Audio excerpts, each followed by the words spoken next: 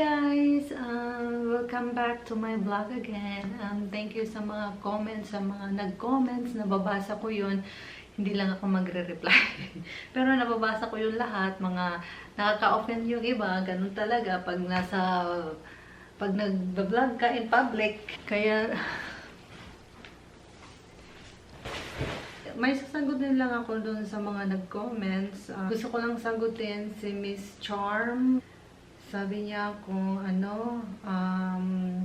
kung how much per square meter yung lot, and then kung paano ko nakita yung website, and then kung malapit lang ba siya sa mall, and then hospital. So, salamat sa comment mo. So, magkano ba? Ikikwento ko na lang kung paano ko siya nahanap. Kasi ako talaga yung naghahanap. Kasi itong taga sabi, no, sige maghanap ka. Ako talaga yung naghahanap lahat. Ako yung nagpupush. Ako yung nagsabi na sa Cebu tayo kasi yun nga, may international. Maganda kasi sa Cebu kasi may international airport, and then malapit sa mga good hospitals, and then malapit sa mga malls, malapit sa mga pasyalan kasi doon sa Catbalogan, doon sa lugar namin kung saan yung bahay namin, naboboard si Tom. Kung mga 1 week na stay, okay lang. Mga 2 weeks stay, parang boring na kasi walang masyadong pasyalan doon sa amin. Kaya nga nagpagawa rin kami ng basketballan ng sarili lang namin, yung private basketball, para anytime nga pwede siyang maglaro ng basketball. So yun yung pinaka niya doon, pag bored siya, naglalaro na lang siya ng basketball. Kaya sabi ko, naisip ko na lang na kaya ako sa kanya, nag-suggest ako na what if sa Cebu, ganyan. So, siya naman, syempre, kung ayaw niya rin, hindi siya papayag. Halimbawa na, may gusto kong mangyari, tapos ayaw niya, syempre, hindi yun mangyayari kung hindi niya talaga gusto. Ang ginawa ko is, nag-search muna ako sa Google. Nilagay ko lang, lot for sale in Mactan, Cebu. Marami namang naglabasan, as in marami. Pero ang mamahal naman, grabe. Ang mamahal talaga, sobra.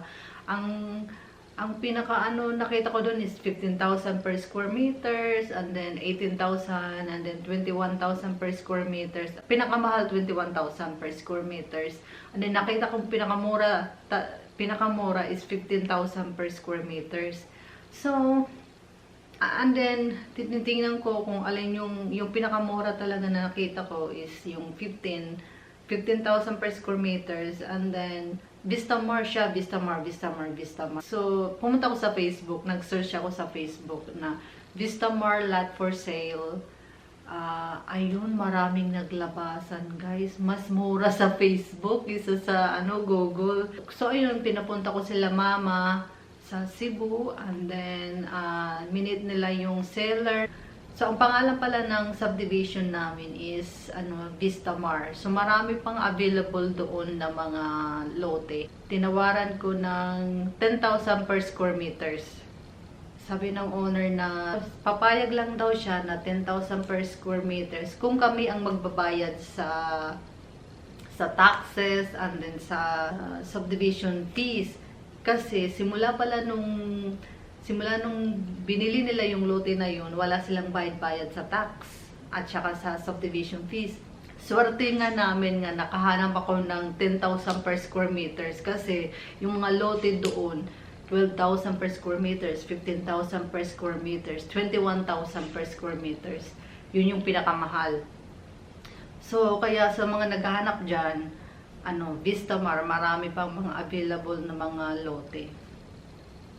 And then, so yun nga, nagustuhan ko rin kasi malapit siya sa hospitals, sa international airport, and then malls. Sa kasi siya sa Mactan, Cebu. Doon din yung yung airport, international airport. So kung uuwi kami, diretso na kami, may direct flight to Cebu.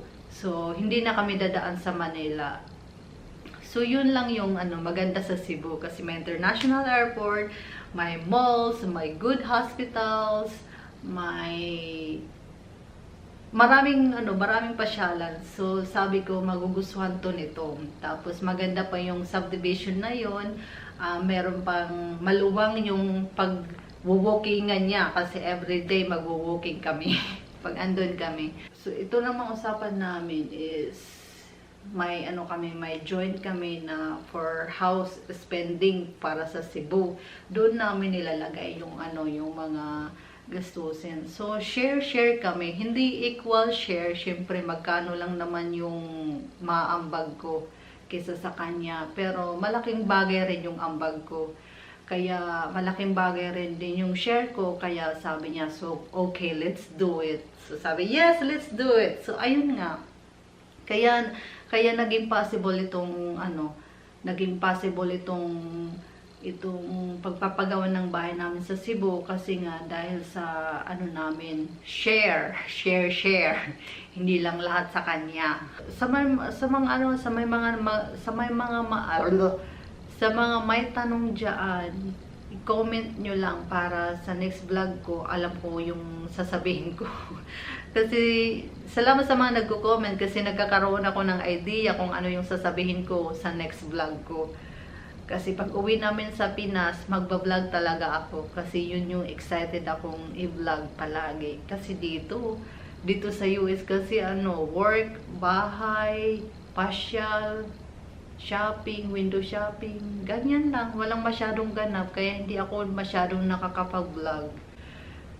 So, yun lang guys. Thank you guys for watching. And don't forget to like and subscribe. And I will see you in our next vlog.